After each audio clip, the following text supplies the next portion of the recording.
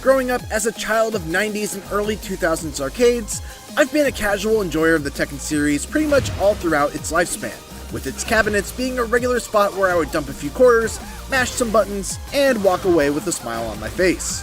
I've put some time into just about all of them, but never really attempted to learn the deeper complexities of its mechanics, or really sat down to try and become good with a character. That's going to change with Tekken 8 because after spending about 4 hours with it, I'm all in.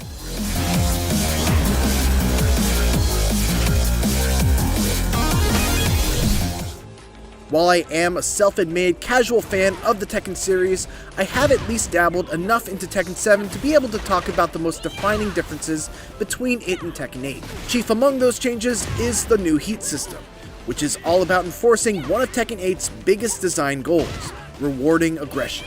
With the press of a button, a character can use a heat burst to enter heat mode.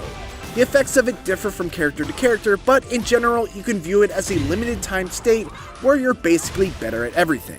Certain moves have new properties, others recover faster, making them more advantageous on block, and you gain access to new moves that aren't available outside of heat mode. One of the key elements of heat mode is that while it is time limited, with a meter that slowly depletes once activated, you can actually stop that meter from going down by landing attacks. This is just one of the ways that Tekken 8 looks to encourage its players to be more aggressive. Because if you're able to push the pace and land hits while in heat mode, you can keep that state going throughout most, if not all of the round. And if you decide that you instead want to cash out on damage rather than remain in heat mode, you can use a Heat Smash, which is like a mini Rage Art super move that does a large amount of damage but spends the rest of your heat meter.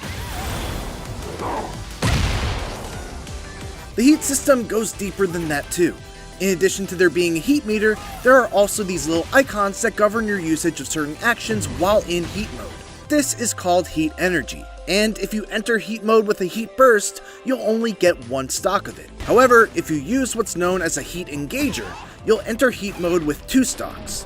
These are special moves that, when landed, will instantly put your character into the heat state. Every character has 5 of them, and they're usually a handful of the most defining moves of each character. After you land a heat engager, you can spend 1 stock of heat energy to use a heat dash, which lets you quickly dash in to either connect combos that otherwise could not be connected, or if the heat engager is blocked, you can just get right back up in their face to continue your offense. So let's pause and slow things down as we look at this example between Paul and Jack 8. Paul lands his Phoenix Smasher, which is one of his 5 heat engager special moves. Landing a heat engager gives him a free dash that he can use to get in close, but I actually don't think that this is a true combo. Nonetheless, he lands that cool launcher into throw combo from the trailer. Then he lands another Phoenix Smasher, and when you land a heat engager during heat mode, you're able to use a heat dash to continue the combo. So he spends a stock of heat energy on a heat dash, picks him up off the ground, and finishes with a heat smash. Note that Paul now no longer has any heat meter to work with for the rest of the round.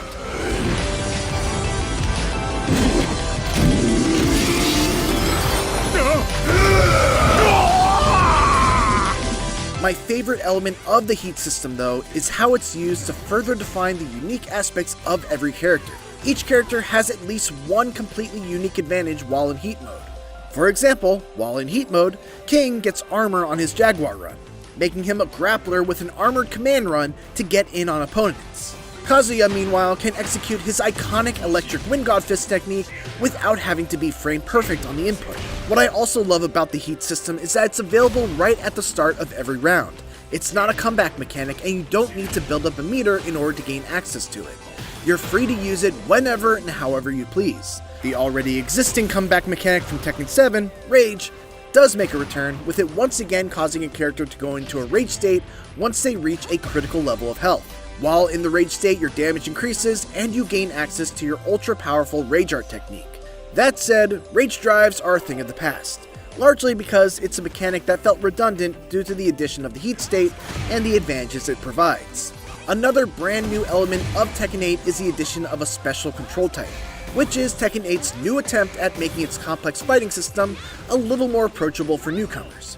When in special control mode, each button has a recommended move and combo for each character. There's a button for juggle combos, a button for grounded combos, and a button for quick low attacks. The selected moves even change depending on what state you're in.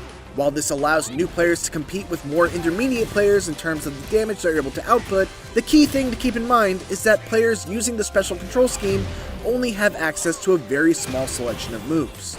The most interesting part though about the special control scheme, and the thing that really sets it apart from Street Fighter VI's new modern control scheme, is the fact that you can switch between the classic and special control styles mid-match with the press of a button. This makes it actually a fairly viable option for more experienced players as well, as you could be playing the match out in the classic control scheme, suddenly have an opportunity for a big punish, quickly swap to the special control style, and start mashing out a combo without fear of it dropping. It also seems like a great learning tool to be able to quickly jump in with a new character and get a feel for what their moves and combos are going to look like without having to memorize a whole bunch of techniques just to be competitive. Those are all pretty substantial changes, so it's comforting to know that everything else still feels like some good-ass Tekken. In my playtime, I mostly experimented with King, who's just as much of a powerhouse as he's always been.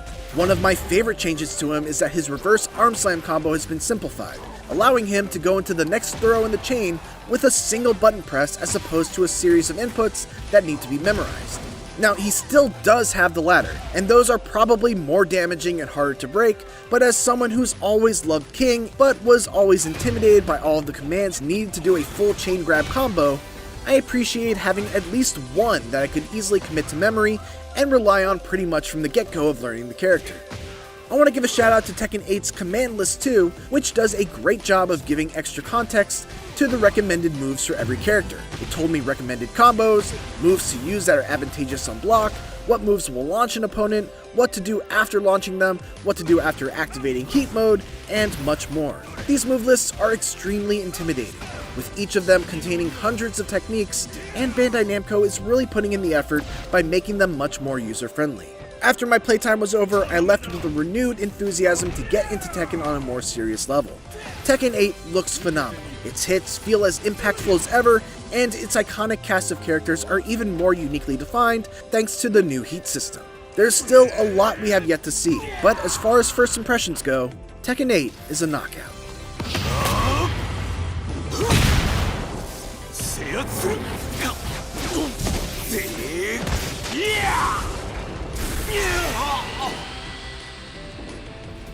For more Tekken 8, make sure to check out my interview with Michael Murray and Katsuhiro Harada. And for everything else, keep it here on IGN.